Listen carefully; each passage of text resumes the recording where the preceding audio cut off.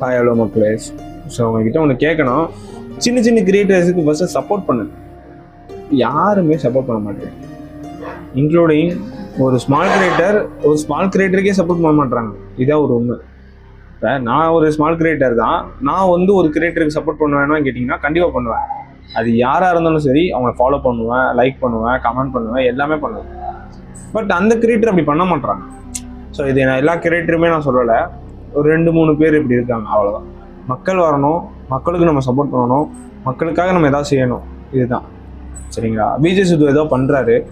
விஜய் சித்துவை நான் தான் என்னோட இன்ஸ்பிரேஷனாக தான் எடுத்துக்குவேன். விஜய் லைஃப்பில் வேலையை முடிச்சுட்டு நீங்கள் ஈவினிங் வீட்டுக்கு போகும்போது அவ்வளோ டார்ச்சர் ப்ரெஷராக இருக்கும். அந்த டார்ச்சர் ப்ரெஷரில் விஜய் சித்துவை நீங்கள் பாருங்கள், மைண்ட் அப்படியே ஃபுல்லாக ட்ரைன் ஆகிருங்க. அப்படியே ஃபுல்லாக இறங்கி நீங்கள் விஜய் சித்துவை பார்த்தோன்னே சிரிச்சிடுவீங்க. அவ்வளோ ஒரு அசத் கான உபயோகிச்சிருக்கும், அவ்வளோ காமெடி என்ன ஒரு பாண்டிங் கிரியேட் ஆகி போது. அவங்களோட கண்டென்ட் என்ன கொடுக்குறாங்க, உங்களுக்கு ஒரு சந்தோஷம் கொடுக்குறாங்க. சரிங்களா? அதே மாதிரி எல்லா கிரியேட்டருக்கும் ஒன்று கொடுப்பாங்க. சரிங்களா? என்னோட ஃபாலோவர்ஸ் வந்து 1000 ஃபர்ஸ்ட் 1020 இருந்துச்சு. படிப்படியாக குறைஞ்சிக்கிட்டே தான் இருக்குது. யாருமே இன்க்ரீஸ் பண்ணுற அளவுக்கு இது இல்லை. நான் டெய்லி என்னோட ஷேர் லிஸ்ட்டை போய் எல்லாத்தையும் ஷேர் பண்ணுவேன். நான் ஷேர் பண்ணுறேன்.